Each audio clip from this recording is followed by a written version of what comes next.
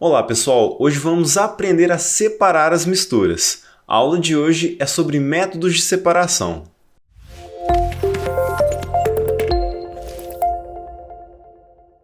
O ser humano sempre buscou formas de separar as misturas, de modo a isolar as substâncias de interesse. Hoje nós vamos ver métodos de separação de misturas homogêneas e heterogêneas. As misturas homogêneas são misturas formadas por apenas uma fase, e as misturas heterogêneas são formadas por duas ou mais fases. O primeiro tipo de separação é a catação. A catação é uma forma de separação de sólidos de tamanhos diferentes. Um exemplo de catação é a separação das pedras do feijão.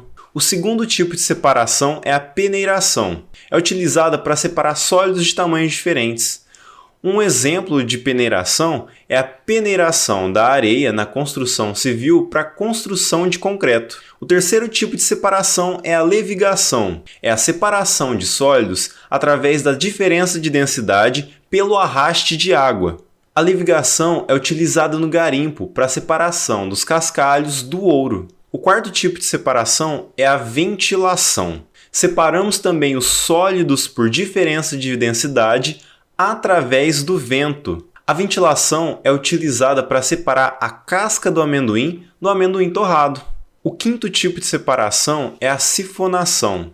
Através de uma mangueira ou de um canudo, podemos fazer a retirada desse líquido, de uma mistura de líquidos immiscíveis. O sexto tipo de separação é a filtração. Podemos separar um sólido do líquido através de um filtro.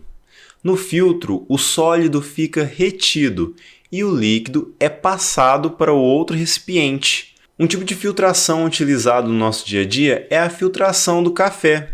A borra fica retida no coador e o café é passado para a garrafa. O sétimo tipo de separação é a decantação. A decantação é uma forma de separação de líquidos e sólidos não solúveis através da gravidade. Evitando a agitação da mistura, o sólido decanta no fundo do recipiente, separando do líquido. O oitavo tipo de separação é a separação magnética. Ela é utilizada quando um dos componentes da mistura apresenta propriedades ferromagnéticas, podendo ser o ferro, cobalto ou níquel. Com o auxílio do ímã, a substância ferromagnética pode ser atraída, podendo assim separá-la da mistura. O nono tipo de separação é a dissolução fracionada. Ela é utilizada quando um dos sólidos da mistura apresenta solubilidade no solvente. Um exemplo de dissolução fracionada é a utilização da água para separar a areia do sal. O nono tipo de separação é a coagulação e floculação. Através de um agente floculante, as partículas dispersas na misturas podem ser aglutinadas. Através da floculação, nós garantimos que todo agente coagulante está disperso na mistura. Dessa forma, as partículas aglutinadas formam flocos, podendo assim haver a sedimentação desses resíduos. Esse tipo de separação é altamente utilizado nos tratamentos de água. Bom, agora nós vamos ver os métodos de separação de misturas homogêneas. Através da diferença de ponto de fusão, podemos fazer uma separação por fusão fracionada ou solidificação fracionada. Dessa forma, pela diferença de ponto de fusão, uma substância pode se tornar líquida e a outra se manter sólida, podendo assim realizar a separação. Um tipo de fusão fracionada é a separação de metais de ligas metálicas. O segundo tipo de separação é a destilação simples. É a separação de líquidos e sólidos solúveis. Um exemplo de destilação simples é a água e sal.